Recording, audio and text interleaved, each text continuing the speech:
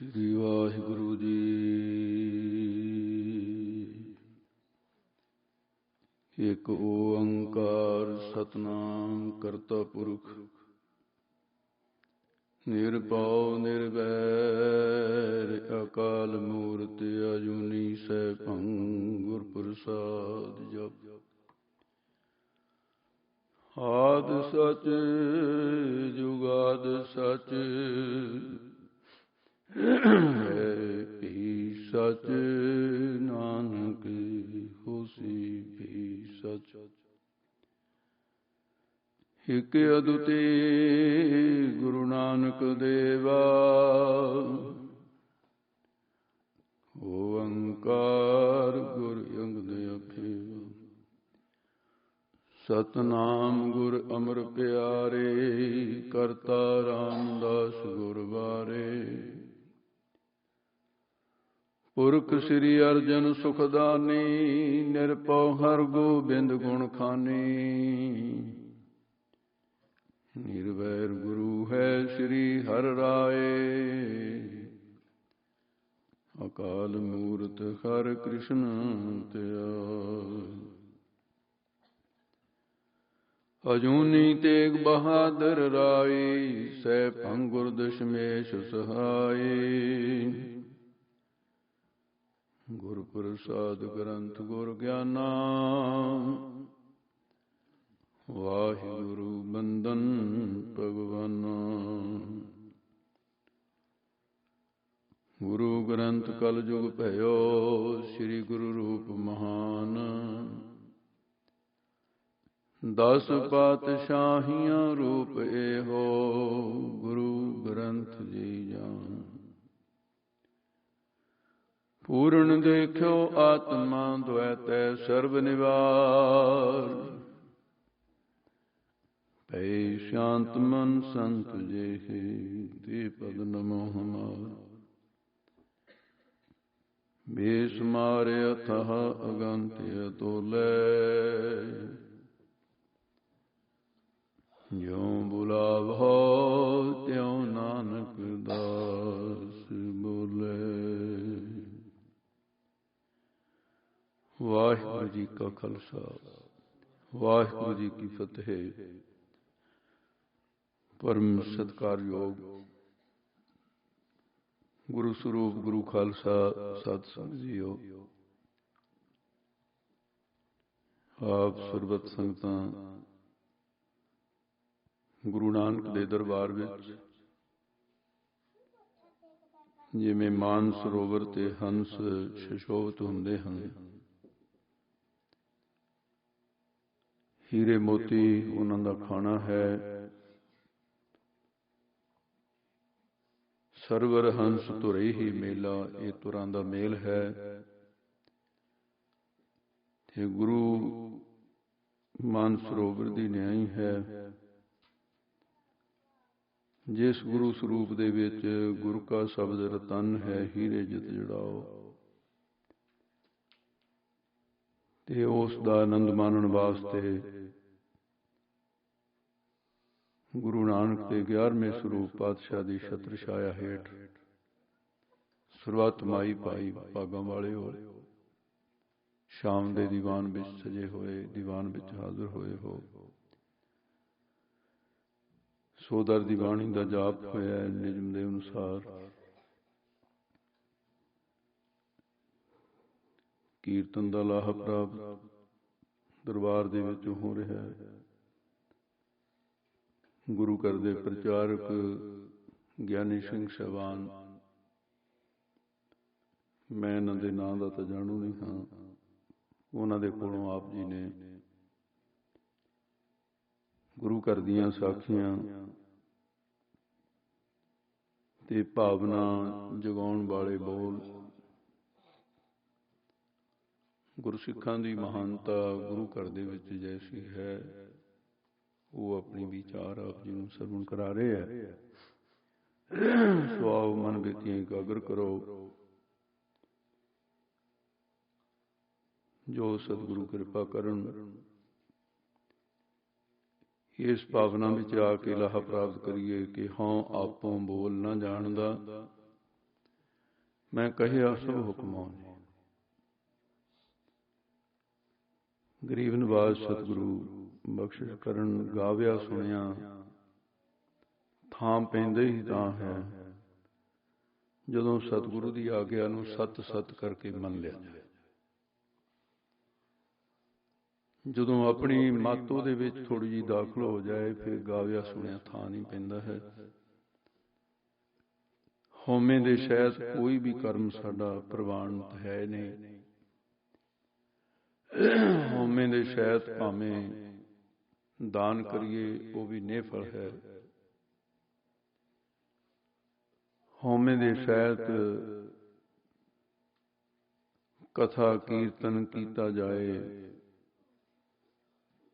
तो फिर वो प्रवान नहीं, क्योंकि हौमे दे शायद होके कीता है। निम्रता दे विच ते निम्रता दे भाव दे विच अपने मन नूं इन्ना नीवा करके ते कुछ कहना ते सुनना जिहड़ा गुरु दर प्रवान होंदा है। क्योंकि गुरु दिलां दी जाणदा है ते संसार दे विच जिहड़े करतब है परमार्थी दुनिया दे विच भी बड़े घाटे वाला सौदा हो रहा है। जिहड़े असीं स्टेजां ते बहण वाले हैं साडे कोलों ही बहुत बड़ी एक गलती हो रही है जिहड़ी गुरु नूं प्रवान नहीं। लोकां दा सुधार करदे करदे असीं कई वारी अपना जीवन बिगाड़ बैठदे हां ते अज संसार दे कोने कोने विच जे कथा कीर्तन दा प्रभाव दिस रहा है, बहुत प्रचार हो रहा, कोई अंत नहीं। पर कदे सोचा जेड़ी कथा जेड़ा कीर्तन दो भावां दे विच ही अजे हो रहा है, इस तो उपर नहीं उठिया, गुरु नूं प्रवान नहीं होंदा। कीर्तन हो जां कथा हो, जे करन वाले दे मन विच किते ना किते माया दी भावना है गुरु दी भावना नालों, ते उहने केवल अपनी रोजी रोटी वास्ते ही गाविया और उन्हें अपनी रोजी रोटी वास्ते ही कथा कीती।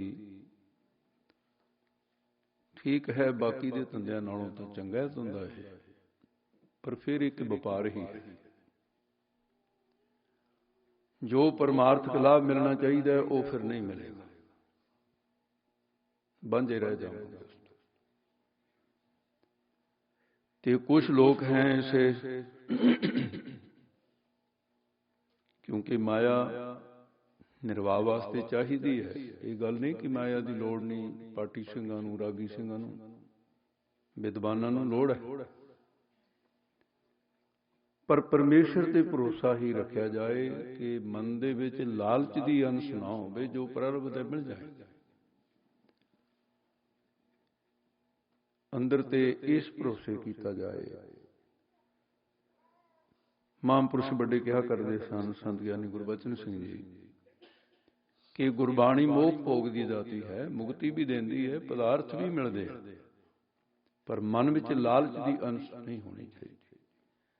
ये मनोरथ नहीं होना चाहिए भी मैं तो इसलिए वो कर रहा कि चार पैसे बन जाए, फिर तो कुछ भी नहीं है, व्यापार ही है। पहली तो गल है भी इसे नूं छड्डना बहुत औखा है। जे कोई इस नूं छड्ड के एक कदम होर वधिया गुरु वल कि लो जी मैं कीर्तन दे पैसा कथा दा जां पाठ दा मैं त्याग दित्ती मनो, ते उस तो बड़ी डूंगी खाई है जिहदे विच वो जाग डिगदे है, ते ओहदे विचों निकलना बड़ा औखा हो जाता है। वो की है, कबीर माया तजी तो क्या पड़ा जब मान तजिया न जाए, ये तो उहदे नाल डूंगी खाई। किसी ने माया तो प्रेरणा लैके कथा कीती कीर्तन किया वो भी प्रवान नहीं होया, ते किसी ने हौमे तो प्रेरणा लैके कथा कीती कि जे मैं कीर्तन करांगा कथा करांगा लोग मेरी वडियाई करन, जस मिलेगा। ਤੇ ਫਿਰ ਤੇਰਾ ਕਿੰਨਾ ਕੁ ਫਰਕ ਹੈ ਉਹਦੇ ਨਾਲੋਂ? ਜਿਹੜਾ ਪਹਿਲਾ ਵਪਾਰੀ ਹੈ, ਤੂੰ ਦੂਜੇ ਨੰਬਰ ਦਾ ਵਪਾਰੀ ਹੈ। ਤੂੰ ਵੀ ਸੌਦਾ ਕੀਤਾ, ਉਹਨੇ ਵੀ ਸੌਦਾ ਕੀਤਾ, ਉਹਨੇ ਪੈਸੇ ਲਏ ਨੇ ਤੇ ਤੂੰ ਆਪਣੀ ਵਡਿਆਈ ਪ੍ਰਾਪਤ ਕੀਤੀ ਹੈ। ਤੇ ਵਡਿਆਈ ਕੰਮ ਕੀ ਕਿਸ ਆਏ, ਇਹ ਕਦੀ ਨਹੀਂ ਸੋਚਿਆ। ਨਿਰਵਾਹ ਵਾਸਤੇ ਮਾਇਆ ਚਾਹੀਦੀ ਹੈ, ਜਿਹੜੀ ਜੋੜ ਜੋੜ ਕੇ ਰੱਖਦੇ ਆ, ਕੰਮ ਕੀ ਆਏਗੀ ਕਦੀ ਵੀ ਨਹੀਂ ਸੋਚਿਆ। ਬਹੁ ਪਰਪੰਚ ਕਰ ਪਰ ਤਨ ਲਿਆਵੇ, ਸੁਤ ਦਾਰ ਪੇ ਆਨ ਲੁਟਾਵੇ। ਮਨ ਮੇਰੇ ਭੂਲੇ ਕਪਟ ਨਾ ਕੀਜੈ, ਅੰਤ ਨਵੇਰਾ ਤੇਰੇ ਜੀ ਪੈ ਲੀਜੈ। ਇਸ ਕਰਕੇ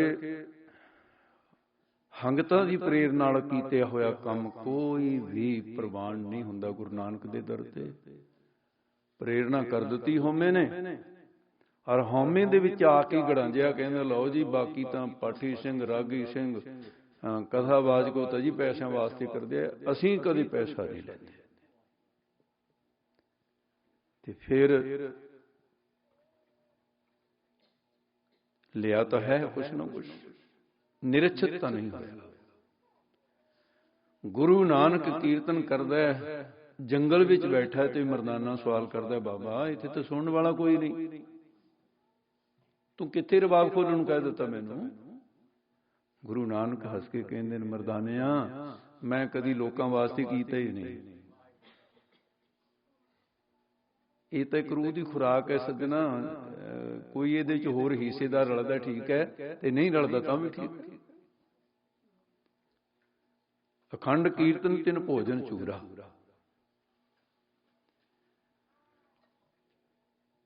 ਤੇ ਹਉਮੈ ਨੇ ਕੰਮ ਕੀ ਕੀਤਾ?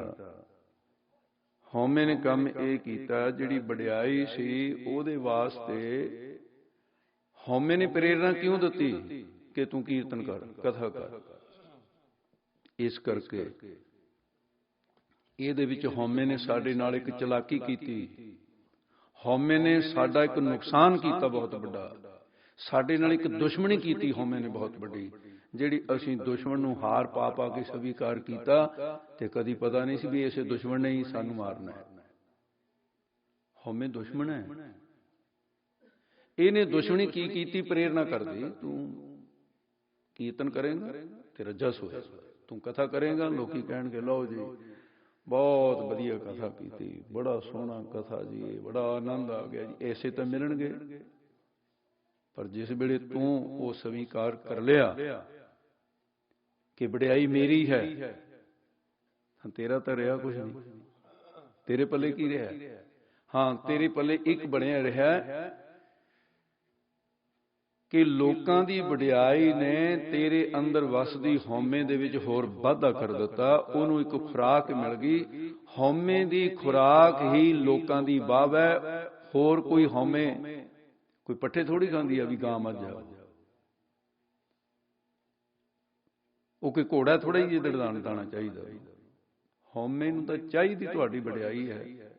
ਤੇ ਕਈ ਵਾਰ ਤਾਂ ਐਸਾ ਵੀ ਦੇਖਾ ਗਿਆ, ਜੇ ਕੋਈ ਇਹ ਖੁਰਾਕ ਦੇਣ ਵਾਲਾ ਨਾ ਮਿਲੇ ਤਾਂ ਆਪ ਹੀ ਧੰਦਾ ਸਾਰ ਲੈਂਦੇ ਬਹੁਤ ਸਾਰੇ ਲੋਕ, ਆਪਣੀ ਵਡਿਆਈ ਆਪਣੇ ਸ਼ਬਦਾਂ 'ਚ ਆਪ ਹੀ ਕਰਨੀ ਸ਼ੁਰੂ ਕਰ ਦਿੰਦੇ। ਮੈਂ ਜੀ ਇਸ ਤਰ੍ਹਾਂ ਕੀਤਾ, ਮੈਂ ਫਿਰ ਆਹ ਕੀਤਾ, ਮੈਂ ਫਿਰ ਉਹ ਕੀਤਾ, ਦੂਸਰੇ ਨੂੰ ਕੋਈ ਲੈਣ ਦੇਣ ਨਾ, ਉਹ ਕਹਿੰਦਾ ਕਿਤੇ ਐਵੇਂ ਸਿਰ ਖਾਈ ਜਾਂਦਾ ਵੀ ਤੂੰ ਕੀਤਾ ਹੋਊਗਾ। ਉਹ ਅੰਦਰੋਂ ਇਹ ਸੋਚ ਰਿਹਾ, ਉਹਦੀ ਮਜਬੂਰੀ ਹੈ, ਉਹ ਆਪਣੀ ਖੁਰਾਕ ਜਦੋਂ ਨਹੀਂ ਮਿਲਦੀ ਭੁੱਖਾ ਮਰਦਾ ਤੇ ਵਿਚਾਰਾ ਆਪ ਹੀ ਹਿੰਮਤ ਕਰ ਲੈਂਦਾ।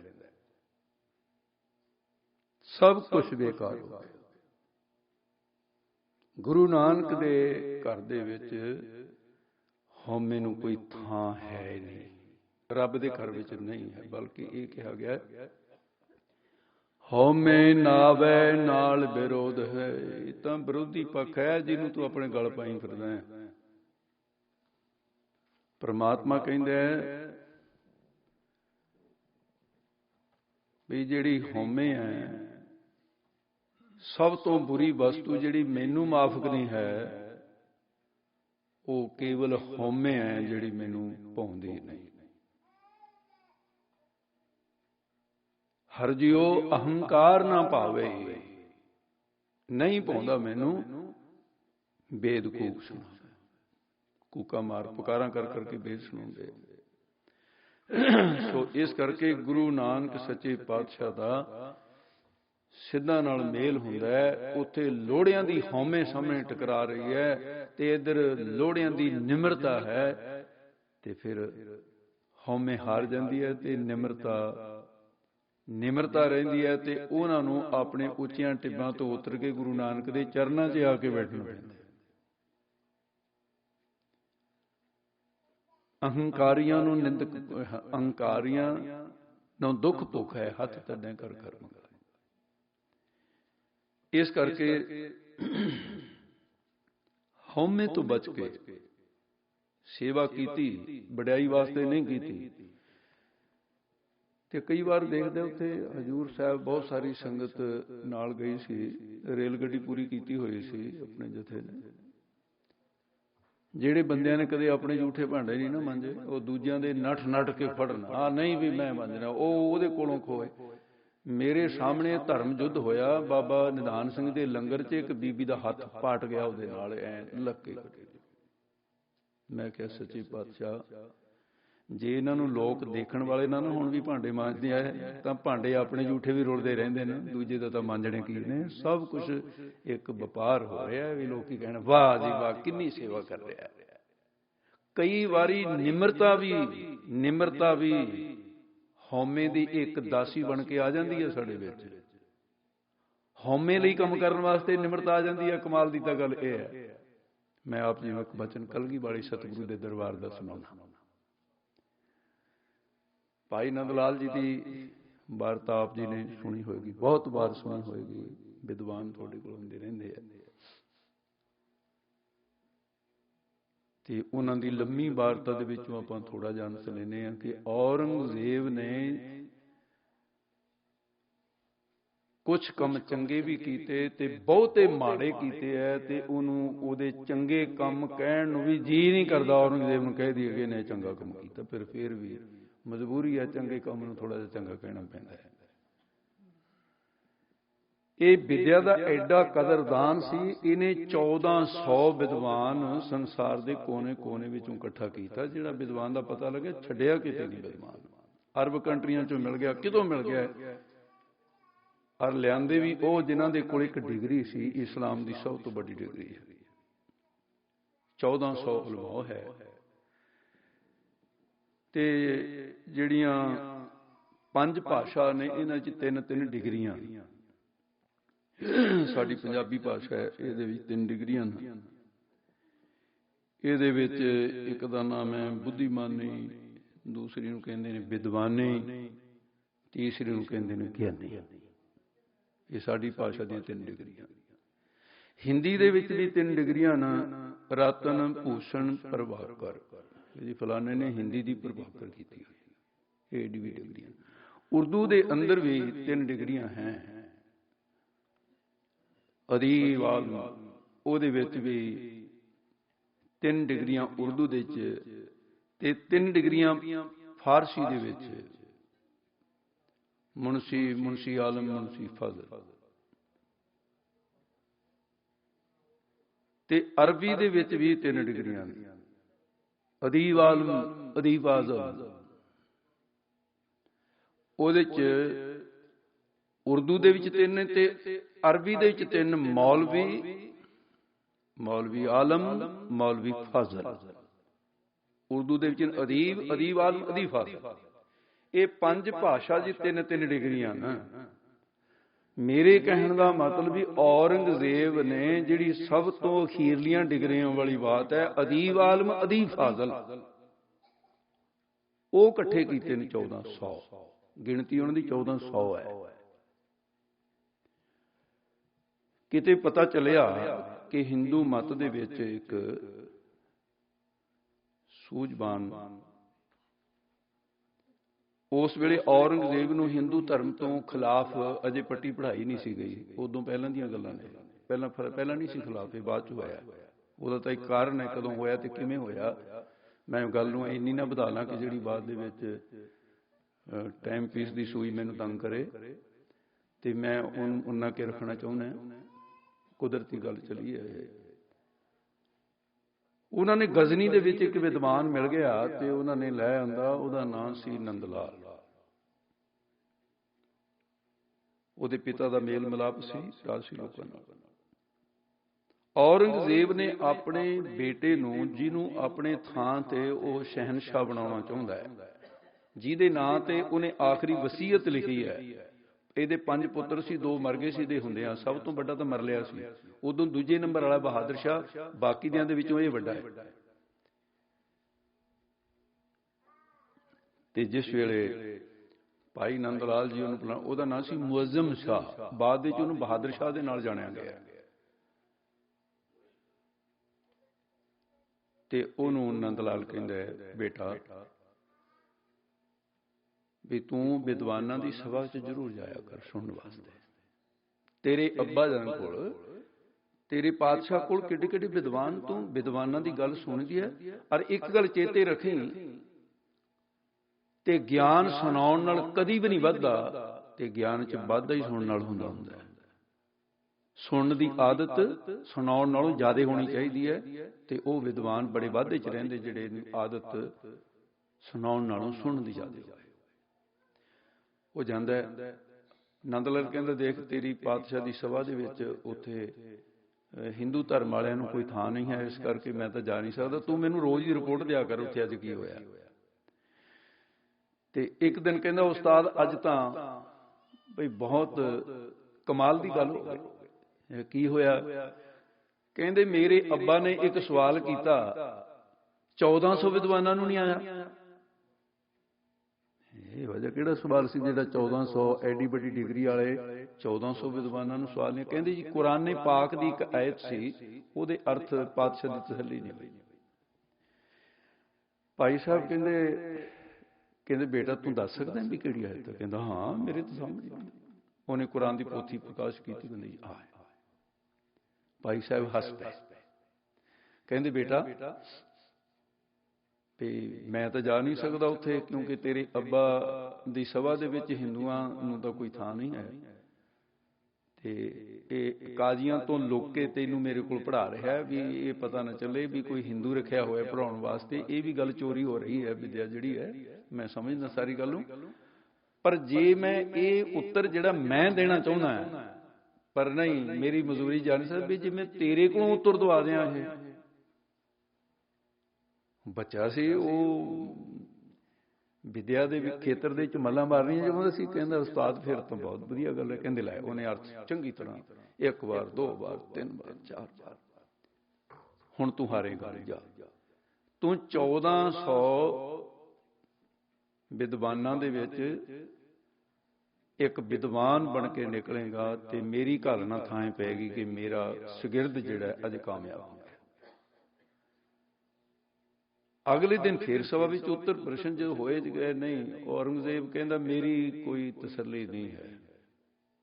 ਸਾਰੇ ਨੀਵੀਆਂ ਪਾ ਗਏ, ਤੇ ਬਹਾਦਰ ਸ਼ਾਹ ਉੱਠ ਕੇ ਖੜਾ ਹੋ ਗਿਆ, ਕਹਿਣ ਲੱਗਾ ਹਜ਼ੂਰ ਪਾਤਸ਼ਾਹ ਅੱਬਾ ਜਾਨ ਜੇ ਮੈਨੂੰ ਆਗਿਆ ਦਿਓ ਮੈਂ ਬੋਲ ਸਕਾਂ। ਉਹ ਔਰੰਗਜ਼ੇਬ ਗਲ ਪੈ ਗਿਆ, ਕਹਿੰਦਾ ਮੂਰਖ ਨਾ ਹੋਵੇ ਕਿਸੇ ਜ਼ਮਾਨੇ ਦਾ, ਬਹਿ ਜਾ ਚੁੱਪ ਕਰਕੇ। ਇਹ ਵਿਦਵਾਨਾਂ ਦੀ ਸਭਾ, ਮੈਂ ਤੈਨੂੰ ਜਾਣਦਾ ਕਿੰਨੀ ਕੁ ਵਿਦਿਆ ਤੂੰ ਜਾਣਦਾ, ਤੈਨੂੰ ਤਾਂ ਬੋਲਣਾ ਹੀ ਨਹੀਂ ਸੀ ਚਾਹੀਦਾ, ਤੇਰੀ ਹਿੰਮਤ ਕਿਵੇਂ ਪੈ ਗਈ ਬੋਲਣ ਦੀ? ਸ਼ੁਕਰ ਕੇ ਬਹਿ ਗਏ, ਠੀਕ ਹੈ ਮਾਫ ਕਰ ਦਿਓ। ਕਾਜੀ ਮੌਲਾਣੇ ਉਹਨਾਂ ਨੇ ਦੇਖਿਆ, ਉਹ ਕਹਿਣ ਲੱਗੇ ਪਾਤਸ਼ਾਹ ਜਿਹੜੀ ਉਲਝਣ 2-3 ਦਿਨਾਂ ਤੋਂ ਪਈ ਹੋਈ ਆ, ਕੀ ਪਤਾ ਖੁਦਾ ਕਿਹਦੀ ਰਸਨਾ ਤੋਂ ਇਹ ਸੋਲਵ ਕਰ ਦੇਵੇ, ਤੇ ਸਾਡੇ ਮਤ ਵਿੱਚ ਇਹ ਬੱਚੇ ਨੂੰ ਮੌਕਾ ਜ਼ਰੂਰ ਦੇਣਾ ਚਾਹੀਦਾ। 1 ਬੋਲਿਆ, 2 ਬੋਲੇ, 3 ਬੋਲੇ, 4 ਬੋਲੇ, ਸਾਰੀ ਸਭਾ ਕਹਿੰਦੀ ਜੀ ਇਹ ਤਾਂ ਬੇਇਨਸਾਫੀ ਆ, ਕੁਛ ਕਹਿਣਾ ਚਾਹੁੰਦਾ। ਕਹਿਣ ਲੱਗਾ ਹਾਂ ਬੱਚਾ ਸੁਣਾ। ਉਹਨੇ ਖੋਲ ਕੇ ਅਰਥ ਐਸਾ ਪ੍ਰਭਾਵ ਪਿਆ ਤੇ 1400 ਵਿਦਵਾਨ ਨੀਵੀਆਂ ਪਾ ਕੇ ਬਹਿ ਗਿਆ ਕਿ ਕੱਲ ਦਾ ਬੱਚਾ ਜਿਹੜਾ ਅਜੇ ਕੋਈ ਡਿਗਰੀ ਕੋਲ ਨਹੀਂ ਤੇ ਹੋਇਆ, ਤਸੱਲੀ ਹੋ ਗਈ। ਕਿਹਾ ਪਾਤਸ਼ਾਹ ਦੱਸੋ ਤੁਹਾਡੀ ਜੋ ਮੈਂ ਅਰਥ ਸੁਣਾਇਆ ਇਹਨੂੰ ਤਸੱਲੀ ਹੈ? ਕਹਿੰਦੇ ਹਾਂ ਤਸੱਲੀ ਹੈ, ਪਰ ਇੱਕ ਗੱਲ ਦੀ ਤਸੱਲੀ ਨਹੀਂ। ਕੀ? ਕਹਿੰਦੇ ਕਿਹਦੀ ਚੋਰੀ ਕਰਕੇ ਲੈ ਆਇਆ? ਜੀ ਚੋਰੀ? ਹਾਂ, ਗਿਆਨ ਵੀ ਚੋਰੀ ਹੋ ਜਾਂਦਾ ਹੁੰਦਾ। ਤੇਰਾ ਤਾਂ ਗਿਆਨ ਹੈ ਨਹੀਂ, ਮੈਂ ਜਾਣਦਾ ਤੈਨੂੰ। ਜਿਹਦਾ ਗਿਆਨ ਹੈ ਉਹ ਇਹਨਾਂ 1400 ਤੋਂ ਵੱਡਾ ਹੈ। ਦੱਸ ਕਿਹਦੀ ਚੋਰੀ ਕਰਕੇ ਲੈ? ਜੇ ਝੂਠ ਬੋਲੇਗਾ ਸਜ਼ਾ ਹੋਏਗੀ। ਕਹਿੰਦਾ ਅੱਬਾ ਜਾਨ ਮਾਰੋ ਚਾਹੇ ਛੱਡੋ, ਵੀ ਚੋਰੀ ਤਾਂ ਕੋਈ ਨਹੀਂ ਹੈ, ਪਰ ਇੱਕ ਗੱਲ ਹੈ ਵੀ ਜਿਹੜਾ ਪਿਓ ਦਾ ਜੋ ਕੁਝ ਹੁੰਦਾ ਉਹ ਪੁੱਤਰ ਦਾ ਹੁੰਦਾ, ਜ਼ਮੀਨ ਜਾਇਦਾਦ। ਕਹਿੰਦੇ ਹਾਂ ਹੁੰਦਾ। ਕਹਿੰਦੇ ਫਿਰ ਜਿਹੜਾ ਕੁਝ ਉਸਤਾਦ ਦਾ ਹੁੰਦਾ, ਸ਼ਾਗਿਰਦ ਦਾ, ਉਹ ਹੁੰਦਾ। ਇਸ ਕਰਕੇ ਕੋਈ ਚੋਰੀ ਨਹੀਂ, ਮੇਰੇ ਉਸਤਾਦ ਦਾ ਦਿੱਤਾ ਹੋਇਆ ਗਿਆਨ ਹੈ ਨੰਦ ਲਾਲ ਜੀ ਦਾ। ਨੀਵੀਆਂ ਪਾਵੇ ਸਾਰੇ। ਔਰੰਗਜ਼ੇਬ ਕੁੜਿਆ, ਕਹਿੰਦਾ ਵਿਦਵਾਨੋ, ਚੱਪਣੀ ਵਿੱਚ ਪਾਣੀ ਪਾ ਕੇ ਨੱਕ ਡੋਬ ਕੇ ਮਰ ਜਾਓ ਹੁਣ ਤੁਸੀਂ। ਇੰਨੀਆਂ ਤਨਖਾਹਾਂ, ਇੰਨੇ। ਇੱਕ ਹਿੰਦੂ ਘਰਾਣੇ ਦੇ ਵਿੱਚ ਐਡਾ ਵੱਡਾ ਵਿਦਵਾਨ, ਇਸਲਾਮ ਦੇ ਵਿੱਚ ਵਿਦਵਾਨ ਹੀ ਖਤਮ ਹੋ ਗਏ। ਬੱਚੇ ਤੂੰ ਤਾਂ ਬਹਿ ਜਾ, ਪਰ ਉਹ ਬੈਠਾ ਸੁਣਦਾ ਰਿਹਾ। ਦੱਸੋ ਹੁਣ ਕੀ ਕਰਨਾ ਨੰਦ ਲਾਲ ਦਾ? ਕਹਿਣ ਲੱਗੇ ਜੀ ਜੋ ਪਾਤਸ਼ਾਹ ਤੁਸੀਂ ਚਾਹੁੰਦੇ। ਕਹਿੰਦੇ ਫਿਰ ਮੈਂ ਨਹੀਂ ਜਰ ਸਕਦਾ ਕਿ ਹਿੰਦੂਆਂ ਦੇ ਵਿੱਚ ਐਡਾ ਬੜਾ ਵਿਦਵਾਨ ਹੋਵੇ ਜਿਹੜਾ ਸਾਡੇ 1400 ਮੁਸਲਮਾਨਾਂ ਨੂੰ ਜਿੱਤ ਜਾਏ। ਕਹਿੰਦੇ ਜੀ ਸਵੇਰ ਦਾ ਸੂਰਜ ਚੜ੍ਹਦੇ ਉਹਦੀ ਸੁੰਨਤ ਕਰ ਦਿੱਤੀ ਜਾਏ ਤੇ ਕਲਮਾ ਪੜ੍ਹ ਕੇ ਉਹਨੂੰ ਮਾਸ ਖਵਾਇਆ ਜਾਏ ਤੇ ਉਹਨੂੰ ਕੱਲ ਨੂੰ ਇਸਲਾਮ ਦੇ ਵਿੱਚ ਦਾਖਲ ਕਰ ਲਿਆ ਜਾਏ। ਬੱਚੇ ਦੇ ਪੈਰਾਂ ਹੇਠ ਤੇ ਜ਼ਮੀਨ ਖਿਸ ਗਈ। ਕਹਿਣ ਲੱਗੇ ਉਹ ਉਸਤਾਦ ਵੀ ਤਾਂ ਪਿਓ ਵਰਗਾ ਹੀ ਹੁੰਦਾ ਹੈ। ਸ਼ਾਮ ਨੂੰ ਗਿਆ, ਚਿਹਰਾ ਉਤਰਿਆ। ਕਹਿਣ ਲੱਗੇ ਬੇਟਾ ਕੀ ਗੱਲ, ਹਾਰ ਕੇ ਆਇਆ? ਕਹਿੰਦੇ ਜੀ ਨਹੀਂ, ਜਿੱਤ ਕੇ ਆਇਆ। ਕਹਿੰਦੇ ਫਿਰ ਜਿੱਤਿਆ ਹੋਇਆ ਦਾ ਮੂੰਹ ਲਮਕਿਆ ਹੁੰਦਾ? ਕਹਿੰਦੇ ਨਹੀਂ ਉਸਤਾਦ, ਬਹੁਤ ਮਹਿੰਗੀ ਪੈ ਗਈ ਜਿੱਤ, ਬਹੁਤ ਮੁਸੀਬਤ ਛੇੜ ਦਿੱਤੀ। ਜਿਹਦਾ ਹੱਲ ਕੋਈ ਕੀ ਹੈ? ਕਹਿੰਦੇ ਅੱਜ ਦੀ ਰਾਤ ਹੈ ਤੁਹਾਡੇ ਕੋਲ, ਬਸ ਸਵੇਰ ਚੜ੍ਹਦਿਆਂ ਹੁਕਮ ਹੋ ਚੁੱਕਾ ਤੇ ਤੁਹਾਨੂੰ ਮੁਸਲਮਾਨ ਬਣਾਇਆ ਜਾਣਾ। ਤੁਹਾਡੇ ਸਾਹਮਣੇ ਦੋ ਗੱਲਾਂ, ਜਾਂ ਤਾਂ ਤੁਸੀਂ ਆਪਣਾ ਦੀਨ ਪ੍ਰਸਤ ਕਰੋਗੇ ਜਾਂ ਫਿਰ ਤੁਸੀਂ ਆਪਣੀ ਜਾਨ ਗਵਾਓਗੇ। ਦੋਨਾਂ 'ਚ ਇੱਕ ਚੀਜ਼ ਗਵਾਈ ਜਾਏਗੀ ਤੁਹਾਡੀ, ਰਸਤਾ ਕੋਈ। ਭਾਈ ਨੰਦ ਲਾਲ ਕਹਿੰਦੇ ਮੈਂ ਤਾਂ ਦੋਨੇ ਚੀਜ਼ਾਂ ਰੱਖਣੀਆਂ ਚਾਹੁੰਦਾ। ਮੈਂ ਜਾਨ ਵੀ ਰੱਖਣੀ ਚਾਹੁੰਦਾ, ਮੈਂ ਨਹੀਂ ਮਰਨਾ ਚਾਹੁੰਦਾ, ਔਰ ਮੈਂ ਧਰਮ ਵੀ ਰੱਖਣਾ ਚਾਹੁੰਦਾ। ਉਹ ਕਹਿੰਦੇ ਫਿਰ ਇਹ ਦੋ ਗੱਲਾਂ ਤਾਂ ਅਸੰਭਵ। ਕਹਿੰਦੇ ਅੱਛਾ ਬੇਟਾ ਇਹ ਹੁੰਦਾ ਕੋਈ ਤਰੀਕਾ ਹੈ ਮੇਰੇ ਇਹਨਾਂ ਮਹਿਲਾਂ ਦੇ ਵਿੱਚ, ਇਹਨਾਂ ਦਾ ਤੂੰ ਜਾਣੂ ਹੈ, ਪਾਤਸ਼ਾਹ ਦਾ ਪੁੱਤਰ ਹੈ, ਕੋਈ ਚੋਰ ਮੋਰੀ ਐਸੀ ਹੈ ਜਿਵੇਂ ਮੈਨੂੰ ਉੱਥੋਂ ਤੋਂ ਬਾਹਰ ਕੱਢ ਦੇਵੇ? ਉਹ ਕਹਿੰਦਾ ਹਾਂ ਇਹ ਹੈ। ਕੀ? ਕਹਿੰਦਾ ਜੀ ਇੱਥੇ ਮਹਿਲਾਂ ਦੇ ਵਿੱਚ ਇੱਕ ਸੁਰੰਗ ਹੈ ਜਿਹੜੀ ਕੇਵਲ ਪਾਤਸ਼ਾਹ ਦੇ ਪਰਿਵਾਰ ਨੂੰ ਪਤਾ ਹੁੰਦਾ ਹੈ, ਵਜ਼ੀਰ ਅਮੀਰ ਕਿਸੇ ਨੂੰ ਨਹੀਂ ਪਤਾ ਹੁੰਦਾ। ਸੁਰੰਗ ਬਣਾਉਣ ਵਾਲੇ ਨੂੰ ਵੀ ਮਾਰ ਦਿੱਤਾ ਜਾਂਦਾ ਤਾਂ ਕਿ ਬਾਹਰ ਨਾ ਚਲੀ ਜਾਏ। ਉਹ ਜਾ ਕੇ ਜੰਗਲ ਦੇ ਵਿੱਚ ਖੁੱਡਦੀ ਹੈ। ਮੈਂ ਤੁਹਾਨੂੰ ਸੁਰੰਗ ਦੇ ਇੱਕ ਵਾਰੀ ਕੱਢ ਸਕਦਾ, ਅੱਗੇ ਖੁਦਾ ਜਾਣੇ ਤੇ ਤੁਸੀਂ ਜਾਣੋ। ਕਹਿੰਦਾ ਠੀਕ ਹੈ। ਰਾਤ ਹੀ ਰਾਤ ਭਾਈ ਨੰਦ ਲਾਲ ਆਪਣੀ ਜਾਨ ਬਚਾ ਕੇ, ਧਰਮ ਬਚਾ ਕੇ ਸੁਰੰਗ ਸੀ ਬਾਹਰ ਮੁਅੱਜ਼ਮ ਸਾਹ ਨੇ ਕੱਢਿਆ। ਤੇ ਬਾਅਦ ਦੇ ਵਿੱਚ ਨੰਦ ਲਾਲ ਤਾਂ ਜੋ ਲੱਭਿਆ ਨਹੀਂ। ਉੱਥੇ ਵਿਚਾਰਾ ਦਿਨ ਦੇ ਵਿੱਚ ਛੁਪ ਕੇ ਰਿਹਾ, ਰਾਤ ਦੇ ਟਾਈਮ ਸਫ਼ਰ ਕੀਤਾ, ਪੰਜਾਬ ਪਹੁੰਚਿਆ ਤੇ ਸੋਚਦਾ ਨੰਦ ਲਾਲ ਬਚਾ ਕਿਵੇਂ ਹੋਏਗਾ? ਬਾਦਸ਼ਾਹ ਦਾ ਕਹਿਰ ਤੇਰੇ ਤੇ ਵਰਤ ਗਿਆ, ਦਿੱਲੀ ਦਾ ਤਖਤ ਤੇਰਾ ਦੁਸ਼ਮਣ ਹੈ। ਕੋਈ ਮਿਲਿਆ ਸੱਜਣ, ਉਹਦਾ ਨਾਂ ਨਹੀਂ ਹੈ। ਉਹਨੇ ਦੇਖਿਆ ਵੀ ਇਹ ਸੂਝਵਾਨ ਬੰਦਾ ਹੈ। ਕਹਿਣ ਲੱਗਾ ਭਾਈ ਸਾਹਿਬ ਇੱਕ ਗੱਲ ਪੁੱਛਣੀ ਚਾਹੁੰਦਾ, ਅਕਲ ਵਾਲੇ ਬੰਦੇ ਲੱਗਦੇ ਹੋ, ਸੂਝਵਾਨ ਲੱਗਦੇ ਹੋ, ਬੁੱਧੀਜੀਵੀ ਹੋ ਕੇ ਦੱਸੋ ਜੀ। ਆਖੇ ਇਉਂ ਦੱਸੋ ਵੀ ਜਿਹਦੇ ਮਗਰ ਦਿੱਲੀ ਦਾ ਤਖਤ ਪੈ ਜਾਏ, ਕੋਈ ਸ਼ਕਤੀ ਇਹੋ ਜਿਹੀ ਹੈ ਜਿਹੜੀ ਉਹਦੇ ਕਹਿਰ ਤੋਂ ਬਚਾ ਸਕੇ? ਉਹ ਕਹਿੰਦਾ ਹਾਂ ਇਹ ਗੱਲ ਮੈਂ ਜਾਣਦਾ। ਹੈ ਕੌਣ? ਕਹਿੰਦੇ ਅੱਜ ਦੁਨੀਆ ਦੇ ਵਿੱਚ ਦਿੱਲੀ ਦੇ ਤਖਤ ਨਾਲ ਟੱਕਰ ਲੈਣ ਵਾਲੀ ਇੱਕੋ ਹੀ ਸ਼ਕਤੀ ਹੈ, ਆਨੰਦਪੁਰ ਵਾਲਾ ਗੁਰੂ ਗੋਬਿੰਦ ਸਿੰਘ ਸਾਹਿਬ। ਭਾਈ ਨੰਦ ਲਾਲ ਸਿੱਧਾ ਇੱਥੋਂ ਆਨੰਦਪੁਰ ਸਾਹਿਬ ਪਹੁੰਚਿਆ। ਜਿੱਦਣ ਪਹੁੰਚਿਆ ਉਦੋਂ ਪੂਰਨਮਾਸ਼ੀ ਦੀ ਰਾਤ ਸੀ। ਸਾਰੀ ਰਾਤ ਦਾ ਚੰਦਰਮਾ ਸੀ, ਸਰਦੀ ਦੀ ਮੌਸਮ ਸੀ,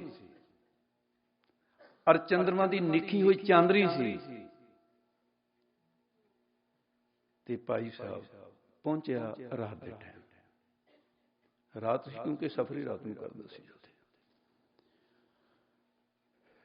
ਕੁਝ ਗੁਰਸਿੱਖ ਮਿਲੇ ਜੀ, ਮੈਂ ਗੁਰੂ ਗੋਬਿੰਦ ਸਿੰਘ ਜੀ ਨੂੰ। ਕਹਿੰਦੇ ਜੀ ਸਵੇਰੇ ਦੀਵਾਨ ਲੱਗੇਗਾ, ਦੀਵਾਨ ਲੱਗੇ, ਸ਼ਹਿਨਸ਼ਾਹ ਆਉਣਗੇ, ਸਾਰੇ ਲੋਕ ਆਉਂਦੇ ਆ, ਤੂੰ ਵੀ ਦਰਸ਼ਨ ਕਰ ਲਈ। ਕੋਈ ਬਾਤ ਨਹੀਂ।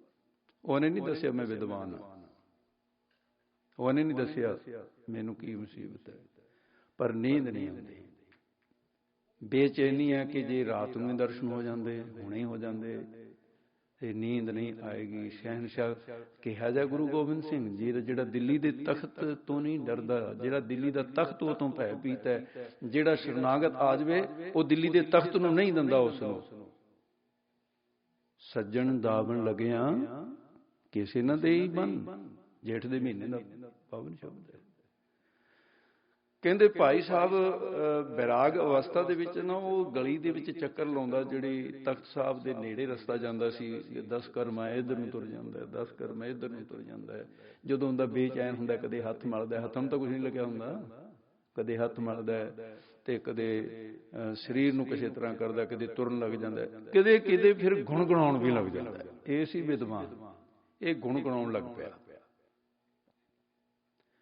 ਗੁਰੂ ਗੋਬਿੰਦ ਸਿੰਘ ਸਾਹਿਬ ਸੱਚੇ ਪਾਤਸ਼ਾਹ ਦਾ ਪਤਾ ਸੀ ਵੀ ਇਹਨਾਂ ਮਹਿਲਾਂ ਚ ਜਦੋਂ ਕੋਲ ਆਉਂਦਾ ਉੱਚੀ ਉੱਚੀ ਬੋਲਣ ਲੱਗਦਾ ਹੈ, ਉੱਚੇ ਉੱਚੇ ਕਹਿੰਦਾ ਹੈ। ਔਰ ਕਹਿੰਦਾ ਕੀ ਹੈ, ਦਾਤਾ ਮੈਨੂੰ ਪਤਾ ਲੱਗਿਆ ਕਿ ਤੂੰ ਦਿਲਾਂ ਦੇ ਸੌਦੇ ਕਰਦਾ ਹੈ। ਸ਼ਹਿਨਸ਼ਾਹ ਤੇਰੀ ਇਹ ਦਿਲਾਂ ਦੇ ਸੌਦੇ ਕਰਨ ਵਾਲਿਆਂ ਦੀ ਮੰਡੀ ਵਿੱਚ ਅੱਜ ਕੋਈ ਨਵਾਂ ਵਪਾਰੀ ਆਇਆ ਕੁਛ ਲੈਣ ਦੇਣ ਕਰਨ ਵਾਸਤੇ। ਮੇਰੇ ਕੋਲ ਸੌਦਾ ਤੇਰੇ ਖਰੀਦਣ ਵਾਲਾ, ਤੇ ਰਾਤ ਨਹੀਂ ਮੁੱਕਣ ਵਿੱਚ ਆਉਂਦੀ। ਕਹਿੰਦੇ ਗੁਰੂ ਗੋਬਿੰਦ ਸਿੰਘ ਸਾਹਿਬ ਨੇ ਇਹਦਾ ਦਰਦ ਸਮਝ ਕੇ ਤਾਕੀ ਖੋਲ ਦਿੱਤੀ। ਉੱਪਰ ਸ਼ਹਿਨਸ਼ਾਹ ਬੈਠੇ, ਤਾਕੀ ਖੋਲ ਕੇ, ਤੇ ਜਿਸ ਵੇਲੇ ਸ਼ਹਿਨਸ਼ਾਹ ਨੇ ਕਿਤੇ ਥੋੜਾ ਜਿਹਾ ਮੂੰਹ ਬਾਹਰ ਕੱਢਿਆ ਨਾ, ਉਧਰੋਂ ਚੰਦਰਮਾ ਦੀ ਰੋਸ਼ਨੀ ਸਿੱਧੀ ਚਿਹਰੇ ਦੇ ਉੱਤੇ ਪੈ ਗਈ। ਗੱਜ ਕੇ ਆਖੋ ਸਤਿਨਾਮ ਸ੍ਰੀ ਵਾਹਿਗੁਰੂ। ਆਨੰਦ ਤੋਂ ਗਿਆ ਦਰਸ਼ਨ। ਦਰਸ਼ਨ ਡਿੱਠੇ ਲੈਣ ਵਿਜੋਗਾ ਜੀਓ। ਮਹਾਰਾਜ ਦਾ ਚਮਕਦਾ ਚਿਹਰਾ ਤੇ ਇੱਕ ਸ਼ਹੀਦ ਦੇ ਉੱਤੇ ਕਲੰਗੀ, ਜਿਗਾ ਕਲੰਗੀ ਤੇ ਮਹਾਰਾਜ ਦਾ ਸੁੰਦਰ ਗੋਲ ਦਮਾਲਾ ਦਸਤਾਰਾ ਸਜਾਇਆ ਹੋਇਆ, ਤੇ ਚਿਹਰੇ ਨੂੰ ਦੇਖ ਕੇ ਕਹਿੰਦਾ ਵਾਹ ਵਾਹ।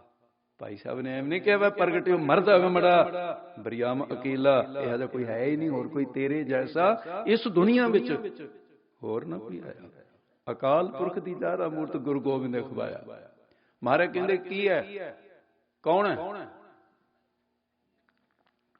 ਕਹਿੰਦੇ ਜੀ ਮੈਂ ਆਨੰਦ ਲਾਲ। ਕੀ ਕਰਨਾ ਹੈ? ਰਾਤ ਨੂੰ ਸੌਣ ਨਹੀਂ ਦਿੰਦਾ, ਹਾਕਾਂ ਮਰੀ ਜਾਂਦਾ, ਦਿਨ ਚੜੇ ਨਹੀਂ ਸੀ। ਕਹਿੰਦੇ ਜੀ ਔਖਾ ਹੋ ਗਿਆ ਸੀ ਜ਼ਿਆਦਾ, ਇਸ ਕਰਕੇ।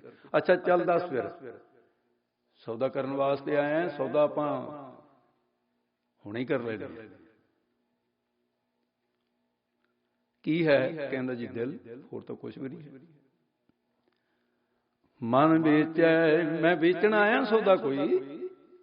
ਮਨ ਵੇਚੈ ਸਤਿਗੁਰ ਕੈ ਪਾਸ, ਇਹਦੇ ਬਦਲੇ ਕੋਈ ਕਾਰਜ ਰਾਸ ਕਰਨਾ ਚਾਹੁੰਦਾ ਸ਼ਹਿਨਸ਼ਾਹ। ਦਿਲ ਵੇਚਣਾ ਚਾਹੁੰਦਾ, ਲਏਗਾ? ਮਾਰੇ ਕਹਿੰਦੇ ਹੋਰ ਕਰਦਾ ਕੀ ਹੈ? ਮੈਂ ਸਿੱਖਾਂ ਦੇ ਦਿਲ ਹੀ ਲੈਣਾ, ਲਾਉਂਗਾ। ਫਿਰ ਸੌਦਾ ਹੋ ਜਾਏ? ਕਹਿੰਦੇ ਹਾਂ ਹੁਣੇ ਹੋ ਜਾਏ। ਅੱਛਾ ਫਿਰ ਦੱਸ। ਦੇਖ ਸੰਸਾਰ ਦੀ ਇੱਕ ਰੀਤ ਹੈ, ਜਿਹਨੇ ਸੌਦਾ ਵੇਚਣਾ ਹੁੰਦਾ ਉਹ ਸੌਦੇ ਦੇ ਗੁਣ ਦੱਸਦਾ ਹੈ, ਜਿਹਨੇ ਸੌਦਾ ਲੈਣਾ ਹੁੰਦਾ ਉਹ ਦੇਖਦਾ ਵੀ ਇੰਨੀ ਕੀ ਕੀਮਤ ਦਾ ਹੈਗਾ ਜਾਂ ਨਹੀਂ ਹੈਗਾ। ਤੇ ਤੂੰ ਸੌਦੇ ਦੇ ਗੁਣ ਦੱਸ ਕੈਸੇ ਨੂੰ, ਤੇ ਫਿਰ ਮੈਂ ਦੇਖੂੰਗਾ ਵੀ ਇੰਨੀ ਕੀਮਤ ਦਾ ਤੇਰਾ ਸੌਦਾ ਹੈਗਾ ਜਾਂ ਨਹੀਂ। ਧੰਨ ਗੁਰੂ ਗੋਬਿੰਦ ਸਿੰਘ ਸਾਹਿਬ ਸੱਚੇ ਪਾਤਸ਼ਾਹ। ਤੇ ਭਾਈ ਆਨੰਦ ਲਾਲ ਕਹਿਣ ਲੱਗੇ ਜੀ ਮੈਂ ਜਿਹੜਾ ਦਿਲ ਤੈਨੂੰ ਦੇਣ ਆਇਆ ਬਿਲਕੁਲ ਪਾਕ ਹੈ, ਬਿਲਕੁਲ ਪਵਿੱਤਰ ਹੈ। ਮਹਾਰਾਜ ਨੇ ਜਦੇ ਤੱਕ ਹੀ ਬੰਦ ਕਰ ਲਈ। ਕਹਿੰਦੇ ਬਕਵਾਸ, ਚੱਕੀ ਫਿਰ ਆਪਣਾ। ਤੇਰਾ ਸੌਦਾ ਇਹੋ ਜਿਹਾ ਨਕੰਮਾ ਮੈਂ ਨਹੀਂ ਖਰੀਦਣਾ। ਮੁੜ ਕੇ ਖਬਰਦਾਰ ਹੋ ਜੀ ਜੇ ਆਵਾਜ਼ ਦਿੱਤੀ। ਕਿਹਾ ਕਿ ਬਾਤ ਕੀ ਹੋ ਗਈ? ਕੋਈ ਮਾੜੀ ਗੱਲ ਨਹੀਂ ਕਹੀ, ਮੈਂ ਇਨਕਾਰ ਕਰ ਦਿੱਤਾ। ਸੌਦਾ ਇਹ ਤਾਂ ਕਿਸੇ ਹੋਰ ਦੇ ਕੰਮ ਦਾ ਹੀ ਨਹੀਂ ਰਿਹਾ। ਨਾ ਤਨ ਨਾ ਮਨ, ਮੈਂ ਤਾਂ ਗੁਰੂ ਨੂੰ ਦੇਣ ਵਾਸਤੇ ਆਇਆ ਸੀ। ਤਨ ਮਨ ਧੰਮ ਸਭ ਗੁਰੂ ਸੌਂਪ ਗੁਰੂ, ਤੇ ਗੁਰੂ ਨੇ ਇਨਕਾਰ ਕਰ ਦਿੱਤਾ। ਰਾਤ ਲੰਘੀ ਵੇਚੇ ਨਹੀਂ, ਦਿਨ ਚੜਿਆ ਤੇ ਭਾਈ ਦਇਆ ਸਿੰਘ ਵਰਗਾ, ਕੋਈ ਆਲਮ ਸਿੰਘ ਵਰਗਾ ਕੋਈ ਮਿਲਿਆ, ਸੈਨਾਪਤੀ ਵਰਗਾ। ਕਹਿਣ ਲੱਗੇ ਭਾਈ ਸਾਹਿਬ ਮੇਰੀ ਇੱਕ ਬੇਨਤੀ ਸੁਣਿਓ, ਮੈਂ ਨਵਾਂ ਮੈਨੂੰ ਪਤਾ ਨਹੀਂ ਤੁਹਾਡੇ ਇੱਥੇ ਗੁਰੂ ਦੇ ਦਰਬਾਰ ਦੀ ਮਰਿਆਦਾ ਕੀ ਹੈ। ਮੇਰਾ ਤਾਂ ਸੌਦਾ ਵਿਚਾਲੇ ਰਹਿ ਗਿਆ। ਕੀ ਕਰਨ ਆਇਆ ਸੀ? ਦਿਲ ਵੇਚਣ ਆਇਆ ਸੀ। ਫਿਰ ਅਜੇ ਗੁਰੂ ਦਾ ਦਰਬਾਰ ਸਜਣਾ ਹੈ ਤੇ ਫਿਰ ਤੂੰ ਵਿਚਾਲੇ ਕਿਵੇਂ ਰਹਿ ਗਿਆ? ਕਹਿੰਦਾ ਜੀ ਰਾਤ ਹੀ ਸੌਦਾ ਤਾਂ ਰਾਤ ਹੀ ਲੱਗਿਆ ਸੀ। ਹੁਣ ਜਿਸ ਵੇਲੇ ਮਹਾਰਾਜ ਨੇ ਤਾਕੀ ਖੋਲ ਦਿੱਤੀ ਸੀ, ਦਰਸ਼ਨ ਵੀ ਹੋਏ, ਕੀ ਵਚਨ ਹੋਇਆ ਸੀ? ਤੁਸੀਂ ਕੀ ਕਿਹਾ? ਮੈਂ ਕਿਹਾ ਜੀ ਦਿਲ ਬੜਾ ਪਵਿੱਤਰ ਹੈ। ਕਹਿੰਦੇ ਭਾਈ ਸਾਹਿਬ ਤੇ ਤੂੰ ਤਾਂ ਬਹੁਤ ਵੱਡੀ ਭੁੱਲ ਹੋ ਗਈ, ਬਹੁਤ ਵੱਡੀ ਗਲਤੀ ਹੋ ਗਈ। ਲੱਗਦਾ ਹੁਣ ਸੌਦਾ ਔਖਾ ਹੀ ਹੋਊਗਾ। ਜੀ ਕੀ ਗੱਲ? ਗੁਰੂ ਦਿਲ ਨਹੀਂ ਲੈਂਦਾ? ਪਵਿੱਤਰ ਦਿਲ ਗੁਰੂ ਨੂੰ ਪ੍ਰਵਾਨ ਨਹੀਂ? ਕਹਿੰਦੇ ਨਹੀਂ, ਜਿਹੜਾ ਪਹਿਲਾਂ ਹੀ ਪਵਿੱਤਰ ਹੈ ਉਹਨੇ ਕੀ ਕਰਨਾ? ਕਹਿੰਦੇ ਉਹ ਤਾਂ ਮੈਲੇ ਦਿਲਾਂ ਨੂੰ ਜਦੋਂ ਕੋਈ ਆ ਕੇ ਕਹਿੰਦਾ ਜੇਤਾ ਸਮੁੰਦ ਸਾਗਰ ਨੀਰ ਭਰਿਆ ਤੇਤੇ ਔਗਣ ਹਮਾਰੇ ਦਇਆ ਕਰੋ ਕੁਛ ਮੇਰੋ ਪਾਵੋ। ਮੇਰਾ ਤਾਂ ਮਨ ਐਡਾ ਪਾਪੀ ਹੈ ਮਹਾਰਾਜ। ਉਹ ਫਿਰ ਪਤਿਤ ਪਾਵਨ ਦਾ ਆਪਣਾ ਇੱਕ ਵਿਰਧ ਹੈ। ਉਹ ਕਹਿੰਦਾ ਆ ਜਾ ਤੇਰੇ ਦਿਲ ਨੂੰ ਧੋ ਕੇ ਸਾਫ਼ ਕਰਕੇ ਪਵਿੱਤਰ ਕਰਕੇ ਆਪਣਾ ਬਣਾ ਕੇ ਤੇਰੀ ਦੇਹ ਦੇ ਵਿੱਚ ਉਹ ਕੰਮ ਕਰਾਂਗਾ ਜਿਹੜੇ ਮੁੜ ਕੇ ਕਦੇ ਤੇਰੇ ਦਿਲ ਤੋਂ ਮਾੜਾ ਕੰਮ ਨਹੀਂ ਹੋਏਗਾ। ਦਿਲ ਤਾਂ ਗੁਰੂ ਦੇ ਕੋਲ ਆਪਣਾ ਹੈਗਾ। ਗੁਰੂ ਨੇ ਕੋਈ ਇਹ ਤਾਂ ਭਾਵਨਾ ਦੀ ਵਿਚਾਰ ਹੈ ਸਾਰੀ ਹੈ। ਫਿਰ ਹੁਣ ਕੀ ਕਰਾਂ? ਕਹਿੰਦੇ ਹੁਣ ਤਾਂ ਇੱਕੋ ਹੀ ਗੱਲ ਹੈ ਵੀ ਦੇਖੀ ਮੇਰਾ ਨਾਂ ਤਾਂ ਲੈਣਾ ਨਹੀਂ, ਕਿਤੇ ਮੈਨੂੰ ਫਸਾ ਨਾ ਦੇਈਂ ਤੂੰ। ਵੈਸੇ ਤਾਂ ਗੁਰੂ ਅੰਤਰਜਾਮੀ ਆ, ਫਿਰ ਮੇਰਾ ਨਾਂ ਨਹੀਂ ਲੈਣਾ ਤੂੰ, ਮੈਂ ਤੈਨੂੰ ਜੁਗਤੀ ਦੱਸ ਦੇਣਾ। ਦੱਸੋ ਸੰਤਨ ਹੱਥ ਰਾਤੀ ਪੂੰਜੀ। ਕਹਿੰਦੇ ਜੁਗਤੀ ਇਹ ਹੈ ਵੀ ਕਲਗੀ ਵਾਲੇ ਸਤਿਗੁਰੂ ਦੇ ਬੂਹੇ ਦੇ ਅੱਗੇ ਬਹਿ ਜਾ। ਦਰਵਾਜ਼ਾ ਤਾਂ ਖੋਲਣਾ ਹੀ ਹੈ। ਪੈਰ ਫੜ ਕੇ ਪਹਿਲਾਂ ਮਾਫੀ ਮੰਗ ਔਰ ਫਿਰ ਕਹਿ ਇਕਬਾਲ ਕਰਦੇ ਕਿ ਮੈਂ ਜੀ ਔਗਣਾਂ ਦਾ ਭਰਿਆ ਹੋਇਆ ਤਾਂ ਕੋਈ ਗੱਲ ਬਣ ਜਾਊਗੀ, ਨਹੀਂ ਤਾਂ ਔਖੀ ਗੱਲ ਲੱਗਦੀ। ਕਹਿੰਦਾ ਜੀ ਉਹਨੇ ਬੂਹਾ ਮੱਲਿਆ ਤੇ ਸੇਵਾਦਾਰ ਹਾਜ਼ਰ ਨੇ। ਜਿੰਨੇ ਸਮੇਂ ਤੇ ਬੂਹਾ ਖੋਲਣਾ ਸੀ ਬੂਹਾ ਖੁੱਲੇ ਹੀ ਨਹੀਂ। ਨੰਦ ਲਾਲ ਕਰਕੇ ਬੂਹਾ ਖੋਲਣ 'ਚ ਨਹੀਂ ਆ ਰਿਹਾ। ਉਹਨੇ ਕਿਹਾ ਵੀ ਉਹ ਬੜੀ ਗੱਲ ਹੈ। ਤੇ ਭਾਈ ਸਾਹਿਬ ਕਾਲੇ ਪਏ ਸੀ। ਉਹ ਸੇਵਾਦਾਰ ਕਹਿੰਦੇ ਜੀ ਕੀ ਕਰੀਏ ਵੀ ਪਤਾ ਨਹੀਂ ਤੁਹਾਡੇ ਕਰਕੇ ਹੀ ਹੈ, ਨਹੀਂ ਤਾਂ ਇਸ ਵੇਲੇ ਨੂੰ ਤਾਂ ਬੂਹਾ ਖੁੱਲ੍ਹਦਾ ਆਪਣੇ ਆਪ। ਨਹੀਂ ਖੁੱਲਿਆ ਤੇ ਅਸੀਂ ਦਰਵਾਜ਼ਾ ਨਹੀਂ ਖੜਕਾ ਸਕਦੇ। ਸ਼ਹਿਨਸ਼ਾਹ ਦਾ ਦਰਵਾਜ਼ਾ ਹੈ। ਉਹ ਫਿਰ ਭਾਈ ਸਾਹਿਬ ਉੱਚੇ ਉੱਚੇ ਬੇਨਤੀਆਂ ਕਰਨ ਲੱਗਾ, ਮਹਾਰਾਜ ਦਰਵਾਜ਼ਾ ਖੋਲ ਦਿਓ। ਖੜਕਾ ਵੀ ਦਿੱਤਾ ਦਰਵਾਜ਼ਾ। ਮਹਾਰਾਜ ਅੰਦਰੋਂ ਕਹਿੰਦੇ ਕੌਣ ਹੈ? ਕਹਿੰਦੇ ਜੀ ਮੈਂ ਨੰਦ ਲਾਲ। ਕਹਿੰਦੇ ਵੀ ਦਰਵਾਜ਼ਾ ਕਿਉਂ ਖੜਕਾਇਆ? ਕਹਿੰਦੇ ਦਰਸ਼ਨ। ਕਹਿੰਦੇ ਮੈਂ ਵਾਸਤੇ ਦਰਵਾਜ਼ੇ ਬੰਦ ਨੇ, ਮੈਂ ਇਹਨੂੰ ਕਦੀ ਦਰਵਾਜ਼ਾ ਨਹੀਂ ਖੁੱਲਦਾ ਗੁਰੂ ਨਾਨਕ ਦੇ ਕਰਦੇ। ਹੁਣ ਦੂਜੀ ਵਾਰ ਫਿਰ ਹਾਰ ਗਿਆ। ਫਿਰ ਗੁਰਸਿੱਖਾਂ ਦੀ ਮਿਹਨਤ ਕੀਤੀ। ਕਹਿੰਦਾ ਮੈਂ ਤਾਂ ਦੂਜੀ ਵਾਰ ਦੇਖੋ ਇੱਕ ਵਾਰੀ ਕਪਾਲਮੈਂਟ ਆ ਜਾ ਉਹੀ ਬਹੁਤ ਵੱਡੀ ਹੁੰਦੀ ਆ, ਤਾਂ ਦੁਬਾਰੇ ਆ ਗਈ ਹੈ। ਗੁਰਸਿੱਖੀ 'ਚ ਪਾਸ ਹੋਣਾ ਕਿਤੇ ਬਹੁਤ ਸੌਖੀ ਗੱਲ। ਹਾਂ ਜੀ ਟਾਈਮ ਹੋ ਗਿਆ ਆਪਣਾ। ਅੱਛਾ ਮੈਂ ਗੱਲ ਪੂਰੀ ਕਰ ਲਾਂ ਕਿ ਜਾਂ ਫਿਰ ਕੱਲ ਨੂੰ ਕਰੀਏ? ਤੇ ਕਹਿਣ ਲੱਗੇ ਫਿਰ ਕਹਿੰਦੇ ਜੀ ਮੈਂ ਨਹੀਂ ਸੀ ਕਹਿਣਾ। ਦਾਸ ਤਾਂ ਕਹਿ ਦਿੰਦਾ, ਤੂੰ ਤੇ ਦਾਸ ਹੀ ਨਹੀਂ ਨਿਕਲਿਆ ਮੂੰਹ ਤੋਂ। ਕਹਿੰਦਾ ਜੀ ਹੁਣ ਕਹੂੰਗਾ ਵੀ ਜੇ ਮੌਕਾ ਮਿਲ ਜਾਏ। ਫਿਰ ਦਰਵਾਜ਼ਾ ਖੜਕਾਇਆ। ਫਿਰ ਆਵਾਜ਼ ਆਈ ਆ ਕੌਣ ਰੋ ਰਿਹਾ ਬਈ? ਫਿਰ ਰੋ ਕੇ ਦਰਵਾਜ਼ਾ ਭਾਈ ਨਾਲ ਰੋ ਕੇ ਕਹਿੰਦਾ ਦਾਤਾ ਖੋਲ ਦੇ ਦਰਵਾਜ਼ਾ। ਉਹ ਕੌਣ ਹੈ ਬਈ? ਮੈਂ ਦਾਸ ਨੰਦ ਲਾਲ। ਕਹਿੰਦੇ ਮੈਂ ਭਾਵੇਂ ਜਿੰਨਾ ਮਰਜੀ ਹਉਮੈ ਦਾ ਬੁਰਕਾ ਪਹਿਨ ਕੇ ਆ ਜਾਵੇ, ਮੈਂ ਹੀ ਹੁੰਦੀ ਹੈ, ਮੈਂ ਕਦੀ ਦਾਸ ਨਹੀਂ ਹੁੰਦੇ। ਐਵੇਂ ਦਰਵਾਜ਼ਾ ਖੜਕਾਈ ਜਾਂਦਾ। ਕਹਿੰਦੇ ਜੀ ਹੁਣ ਤਾਂ ਕੋਈ ਠਿਕਾਣਾ ਹੀ ਨਹੀਂ ਰਿਹਾ। ਦੱਸੋ ਹੁਣ ਤੁਸੀਂ ਦੁਬਾਰੇ ਫੇਰ ਹੋ ਗਏ, ਹੁਣ ਕੀ ਕੀਤਾ ਜਾਏ? ਉਹ ਕਹਿੰਦੇ ਬਈ ਹੁਣ ਤੂੰ ਜਾਣੇ ਤੇ ਗੁਰੂ ਜਾਣੇ, ਅਸੀਂ ਕਾਹਨੂੰ ਇਹਦੇ ਵਿੱਚ ਆਉਣਾ? ਤੇ ਹੁਣ ਤਾਂ ਸਾਡੇ ਕੋਈ ਵਸ ਦੀ ਬਾਤ ਨਹੀਂ। ਜੁਗਤਾਂ ਦੱਸਣ ਵਾਲੇ ਕੀ ਕਰਨਗੇ? ਟਿਊਸ਼ਨ ਤੇ ਪੜ੍ਹਾਉਣ ਵਾਲੇ ਕਿੰਨਾ ਕੁ ਪੜ੍ਹਾ ਦੇਣਗੇ ਜੇ ਕੋਈ ਆਪ ਹੀ ਨਹੀਂ ਪੜ੍ਹ ਰਿਹਾ। ਇਹ ਨੰਦ ਲਾਲ ਦਾ ਫਿਰ ਪੂਰਵਲਾ ਕਰਮ ਜਾ ਗਿਆ। ਪੂਰਵਲੋ ਕਰਮ ਅੰਕਰ ਜਪ ਪ੍ਰਗਟੇ। ਫੁੱਟਿਆ ਕਰਮ ਅੰਦਰੋਂ ਕਿਉਂ ਵਿਰਾਗ ਚ ਆ ਗਿਆ। ਰੋ ਕੇ ਮੱਥਾ ਲਾ ਕੇ ਕਲਗੀ ਵਾਲੇ ਦੀ ਦੇਹਲੀ ਨਾਲ ਕਹਿੰਦਾ ਸੱਚੇ ਪਾਤਸ਼ਾਹ ਆਪਣੇ ਸ਼ਾਗਿਰਦ ਨੂੰ 1400 ਵਿਦਵਾਨ ਜਿਤਾ ਕੇ ਨੰਦ ਲਾਲ ਇਉਂ ਮੰਨਦਾ ਸੀ ਵੀ ਦੁਨੀਆ ਦੇ ਸਭ ਤੋਂ ਵੱਡਾ ਵਿਦਵਾਨ ਹੈ, ਪਰ ਤੇਰੇ ਦਰ ਤੇ ਆ ਕੇ ਪਤਾ ਲੱਗਿਆ ਵੀ ਇੱਥੇ ਦਾ ਤਾਂ ਊੜਾ ਆੜਾ ਵੀ ਨਹੀਂ ਆਉਂਦਾ। ਜੇ ਮੈਨੂੰ ਗੁਰਸਿੱਖੀ ਦਾ ਊੜਾ ਆੜਾ ਵੀ ਨਹੀਂ ਆਉਂਦਾ ਮੈਨੂੰ। ਉੱਚੇ ਉੱਚੇ ਰੋਇਆ, ਕਰਲਾਇਆ ਅੰਦਰੋਂ। ਮਹਾਰਾਜ ਦੇ ਕਹਿੰਦੇ ਕੌਣ ਹੈ ਜਿਹੜਾ ਰੋਂਦਾ? ਕਹਿੰਦਾ ਦਾਤਾ ਇਹੀ ਨਹੀਂ ਪਤਾ ਲੱਗਦਾ ਵੀ ਰੋਂਦਾ ਹੈ ਕੌਣ। ਮਹਾਰਾਜ ਕਹਿੰਦੇ ਫਿਰ ਹੁਣ ਤੈਨੂੰ ਦੱਸ ਦਿਆਂਗੇ ਵੀ ਕੌਣ ਹੈ। ਦੂਆ ਖੋਲਿਆ ਮਹਾਰਾਜ ਨੇ। ਨੰਦ ਲਾਲ ਨੇ ਚਰਨਾਂ ਤੇ ਮੱਥਾ ਟੇਕਿਆ। ਮਿਲ ਗਿਆ ਸ਼ਹਿਨਸ਼ਾਹ।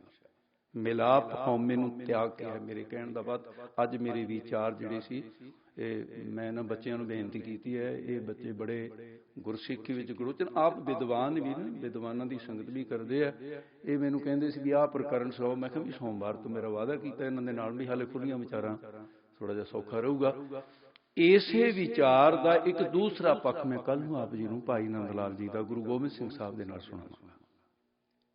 ਉਸ ਤਰ੍ਹਾਂ ਤਾਂ ਹਮ ਆਦਮੀ ਹਾਂ ਇੱਕਦਮ ਹੀ, ਅੱਠ ਪੈਰ ਦੀਆਂ ਮੋਹਲਤਾਂ ਇਹ ਵੀ ਅਗਿਆਨ ਹੈ, ਪਰ ਫਿਰ ਵੀ ਤੇ ਗੁਰੂ ਕਿਰਪਾ ਕੀਤੀ ਤੇ ਆਪਾਂ ਨੂੰ ਸਮਾਂ ਗੁਰੂ ਨੇ ਦਿੱਤਾ ਆਪਣਾ ਜਸ ਆਪ ਕਰਾਉਣ ਦਾ। ਤੇ ਕੱਲ ਨੂੰ ਬੜੀ ਰਸਦਾਇਕ ਬਾਤ ਹੈ ਜਿਹੜੀ ਗੁਰੂ ਗੋਬਿੰਦ ਸਿੰਘ ਸਾਹਿਬ ਸੱਚੇ ਪਾਤਸ਼ਾਹ ਦੇ ਦਰ ਤੇ ਵਰਤੀ ਤੇ ਸਾਡੇ ਲਈ ਲਾਭਦਾਇਕ ਹੈ ਕਿ ਅਸੀਂ ਨਿੱਕੀ ਜੀ ਗੱਲ ਦਾ ਕਿੰਨੇ ਹਉਮੈ ਕਰ ਲੈਨੇ। ਤੇ ਇੱਥੇ ਹਉਮੈ ਨੂੰ ਹਉਮੈ ਕਰੇ ਤਾਂ ਤੂੰ ਨਾਹੀਂ, ਇਹ ਦੇਖੋ ਸਿਧਾਂਤ ਹੈ।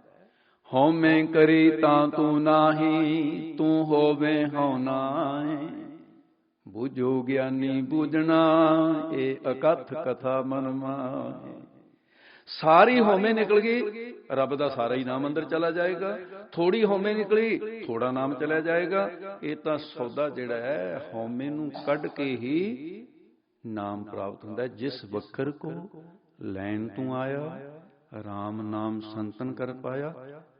ਪਰ ਇਹਦਾ ਮੁੱਲ ਤਾਰਨਾ ਪੈਂਦਾ। ਤਜ ਅਭਿਮਾਨ ਲਿਹੋ ਮਨ ਮੋਹ, ਅਭਿਮਾਨ ਤਿਆਗਣਾ ਹੀ ਇਹਦਾ ਮੁੱਲ ਤਾਰਨਾ ਹੈ। ਰਾਮ ਨਾਮ ਹਿਰਦੇ ਵਿੱਚ ਤੇ ਅੱਜ ਦੀ ਵਿਚਾਰ ਤੇ ਹਉਮੈ ਤੋਂ ਦਾਤਾ ਬਚਾ ਕੇ ਰੱਖੇ। ਜੋਦੜੀਆਂ ਕਰੀਏ ਕਿ ਦਾਤਾ, ਮੈਂ ਕਈ ਵਾਰ ਤੇ ਮਹਾਂਪੁਰਸ਼ਾਂ ਨੇ ਅਵਲਾਂ ਤਾਂ ਕੋਈ ਕਥਾ ਐਸੀ ਹੈ ਹੀ ਨਹੀਂ ਸੀ ਸਾਡੇ ਮਹਾਂਪੁਰਸ਼ਾਂ ਦੀ ਕਿ ਜਿਸ ਦਿਨ ਇੱਕ ਅੱਧੀ ਵਾਰ ਅੱਖਾਂ ਦੇ ਵਿੱਚ ਉਹਨਾਂ ਦੇ ਜਲ ਨਹੀਂ ਸੀ ਝਲਕਦਾ ਕਥਾ ਕਰਦੇ।